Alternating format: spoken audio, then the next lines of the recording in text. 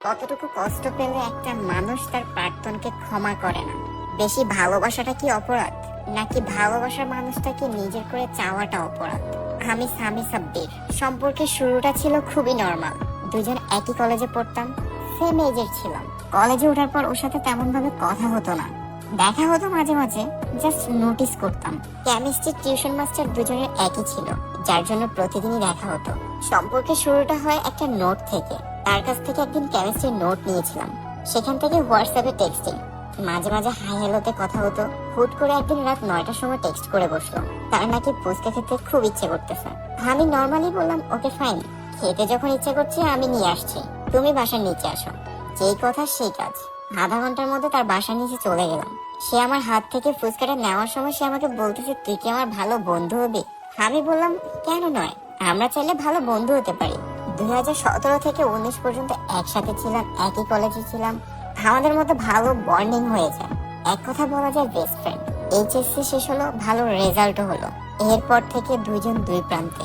তবে কথা বলা বন্ধ হয়নি, দেখা করা বন্ধ হয়নি। হুট করে এক সপ্তাহ আমাদের কোনো কন্ট্যাক্ট হয়নি। আমি তার সাথে কথা না বলে থাকতেই পারছিলাম না। জানি না এটা বন্ধুত্ব না ভালোবাসা, নাকি বন্ধুত্ব থেকে আমি প্রেমে পড়ে গেছি। তখন কাউন্ট করতে পারিনি। ঠিক 7 দিন পর সে আমাকে যখন কল করে, তখন আমি তাকে বললাম, তোকে না আমার একটা কথা বলার আছে। আমি জানি না তুই কিভাবে নিবি, তবে কথাটা তোকে বলতেই হবে। আমি চাই না তুই আমার জীবন থেকে হারিয়ে যাস। আমি না তোকে ভালোবেসে ফেলেছি, আমি তোকে ছাড়া কোনো কিছু ভাবতেই পারি না। তখন সে কিছু সময় নিয়ে বলল, আমাকে কিছুদিন সময় দে, আমি ভাবতে হবে এটা নিয়ে। 2 দিন পর সেও রাজি হলো। আমার নিজের মধ্যে যে অনুভূতিটা হলো, এটা না বোঝার মতো না। লাইফে এমন কাউকে পাইছি যার কাছে সবকিছু শেয়ার করা যেত। নিজের মধ্যে কোনো অভাবই ছিল না মনে হচ্ছিল। 2022 ডিসেম্বরের 22 তারিখ একটা ছেলে আমাকে ফোন করে বলে, আপনি কি সিনথিয়াকে চিনেন? আমি বললাম, কেন চিনবো না, ও আমার গার্লফ্রেন্ড, অবশ্যই তাকে চিনি।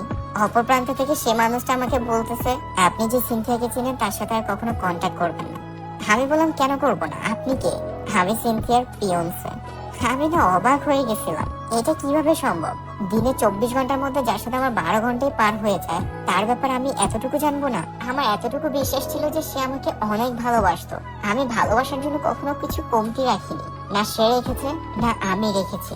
আমাদের বিয়ের জন্য আমরা সবকিছু প্রিপারেশনই নিয়ে নিয়েছিলাম। আমি ভালো একটা জব করি, সে অনার্স ফাইনাল ইয়ার দিচ্ছে, সবকিছুই ঠিক ছিল। হুট করে এই জিনিসটা শোনার পরে আমি না নিতে পারিনি। আমি তাৎক্ষণিক তাকে ফোন করলাম, আর সে আমাকে ভাঙা কণ্ঠে বলল, সামি আসলে তুমি যেটা শুনতেছো এটা সত্যি। আমি বললাম, আমাকে কেন জানাওনি?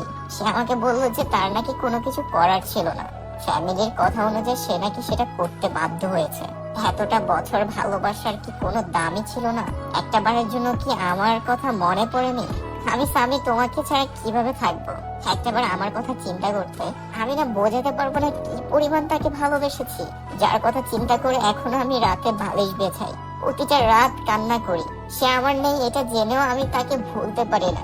আমি এখনো তাকে পাওয়ার আশায় বসে থাকি। তাকে ভোলার যে আমার কাছে কোনো যন্ত্র নেই, মন্ত্র নেই, কোনো কিছুই নেই। আর সে মানুষটা নাকি আমাকে ভুলে অন্য কারো সংসার করছে, অন্য কারো সংসার গোছাচ্ছে। কি করে পারলে তুমি এমন একটা ভালোবাসার গল্পে তুমি বিচ্ছেদের গল্প টেনে আনতে? একবারও কি কষ্ট হয়নি? আমার কি একবারও চেহারা তোমার সামনে ভেসে ওঠেনি? কিভাবে পারলে তুমি? আমার কষ্ট সেখানেই যে তুমি সবকিছু জেনেও আমাকে কেন জানাওনি? শেষ পর্যায়ে এসে জানালে আমার কোনো কিছু করার ছিল না। না তুমি আমাকে করার জন্য কোনো চান্স দিয়েছো। প্রতিটা মুহূর্তে মনে হয় নিজেকে শেষ করে দিব, কিন্তু এটা ভেবে বেঁচে আছি কার জন্য শেষ করব? যে আমাকে নিঃশেষ করে দিয়েছে তার জন্য শেষ করব? সে তো আমাকে পাওয়ার জন্য কিছু করেনি, না সে আমাকে পাওয়ার জন্য অনুতপ্ত হয়েছে। আমি কেন আবেগে তার জন্য নিজের জীবন শেষ করে দেব? ভালোবেসে হয়তো কষ্ট পাচ্ছি, তার আমার জন্য কতটুকু ভালোবাসা ছিল সেটা আমি দেখেছি। কোনো না কোনো একদিন তুমি আক্ষেপ নিয়ে পড়ে থাকবে আমার ভালোবাসার জন্য, আমার ভালোবাসা পাওয়ার জন্য অনুতপ্ত হবে, আফসোস করবে। প্রেম ভোলা যায়, মায়া আটকানো যায়, হৃদয়ের স্পন্দন থেকে ভালোবাসা আসলে সেটা আটকানো যায় না। ভালোবাসা, ভালো থেকো।